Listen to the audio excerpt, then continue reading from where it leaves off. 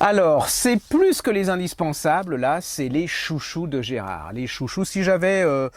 ouais, il y en aura d'autres, hein, mais si j'avais 3 albums à offrir cette année, d'ailleurs je vais les offrir, et ben ça sera ceux-là. Alors, une merveille des merveilles, vous vous souvenez de Qui est Charlie? Vous savez où est Charlie? Vous voyez, où est Charlie? Il fallait retrouver le petit personnage et tout. Et ben ils ont fait l'équivalent, mais alors avec... c'est absolument sublime. C'est une histoire, et il y a une carotte magique qui s'appelle la carotte bleue. Et il faut rechercher où est la carotte bleue. Mais alors regardez la qualité des dessins. Ça, c'est absolument une œuvre d'art. Alors, en même temps, ils vont apprendre quelque chose, c'est-à-dire que au niveau géographique, au niveau historique, parce que les décors sont différents. Alors, oui, ça c'est un peu quoi. Non, ça c'est la carotte bleue. Regardez, là déjà, il faut retrouver la carotte bleue. Regardez. Et alors, il y a des thèmes. Il y a le château fort. Regardez ça, c'est absolument sublime. Il faut retrouver. Regardez ça. Là, ça se complique. C'est carrément, et puis même si vous ne trouvez pas la carotte bleue, il y a tous les dessins, les illustrations, l'illustrateur est absolument, j'adore cet illustrateur, il y a une histoire quand même.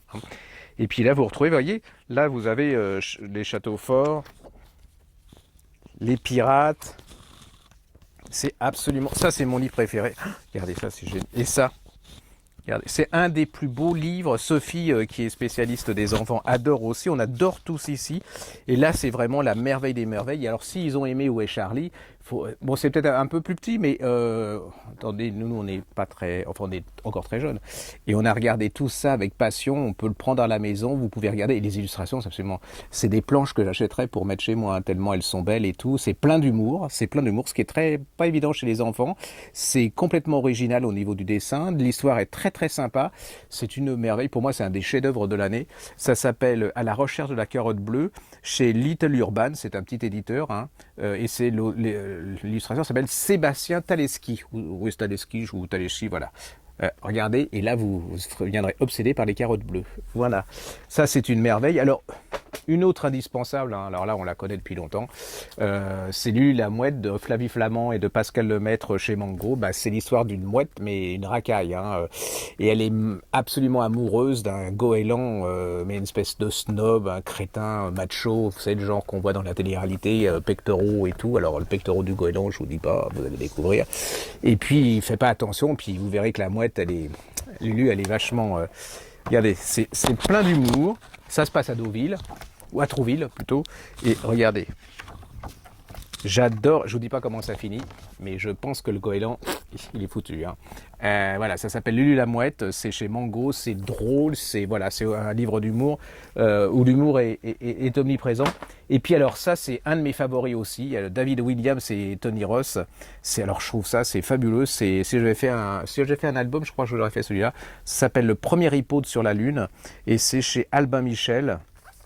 Voilà. Alors il y a 2 hippopotames. Alors il y a un hippopotame riche. Il s'appelle, je ne sais plus comment, alors attendez, je vais vous dire parce qu'il a un nom pas possible. Voilà, il s'appelle Hercule Waldorf Franklin 3, vous voyez, comme les crétins, comme Trump, enfin 3, 4, enfin voilà. Et alors lui, il est riche, mais alors hyper friqué à mort. Il a décidé d'être le premier hippopotame à être dans la Lune. Donc il construit une super chose, il a plein d'argent et tout. Et puis vous avez l'autre, vous avez... et ben il y a Sheila. Enfin, Sheila, pas l'école est finie. Sheila, l'hippopotame, elle est super célèbre chez les hippopotames. Et elle veut aller sur la Lune aussi, mais Sheila, elle n'a pas de fric. Donc, la pauvre Sheila, comment elle va faire? Eh bien, tous ses copains, depuis l'autruche, l'éléphant et tout, regardez sa fusée.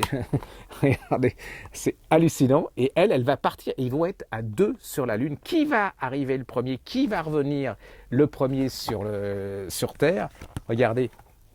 Je trouve en plus les images, c'est hyper, enfin les illustrations sont hyper gaies, c'est plein de couleurs, c'est drôle, ils ont toutes les deux des tronches de cake, enfin c'est super marrant. La fin, c'est voilà,